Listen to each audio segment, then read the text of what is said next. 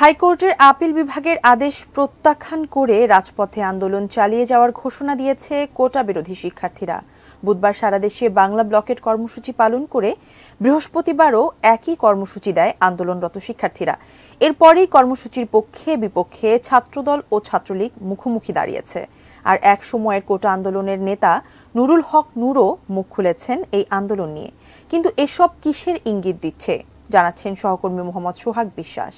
কোটা না মেধা স্লোগানটি একটি ভিত্তিহীন। কেউ কিন্তু কোটা বন্ধ চাইনি, বাতিল চাইনি, সবাই চেয়েছে কোটার সংস্কার। যারা আন্দোলন করছে তারা কিন্তু ওই আমাদের একই দাবিতে, সংস্কারের দাবিতেই কথা বলছে, তারা একেবারে বাতিল চাচ্ছে না। 36 অনুযায়ী ইট ইজ কিন্তু কমপ্লিটলি অফেন্স।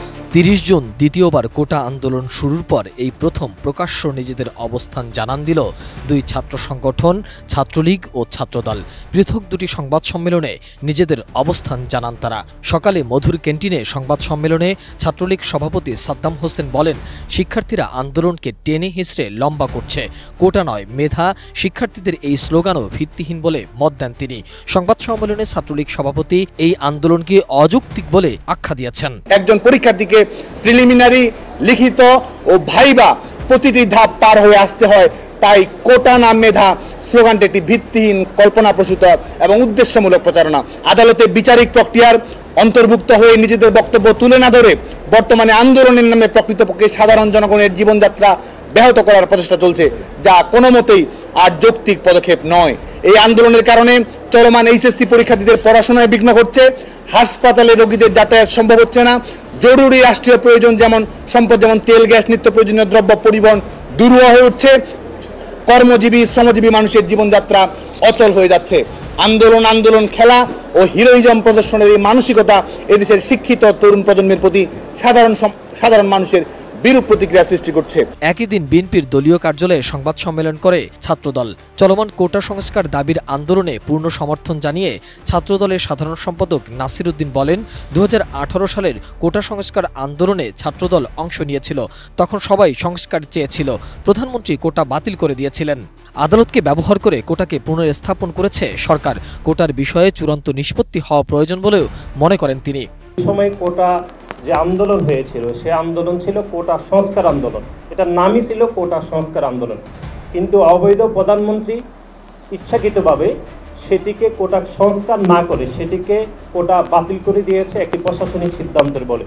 কিন্তু তখনকার যারা আন্দোলন করেছে কেউ কিন্তু কোটা বন্ধ চাইনি, বাতিল চাইনি, সবাই চেয়েছে কোটা সংস্কার।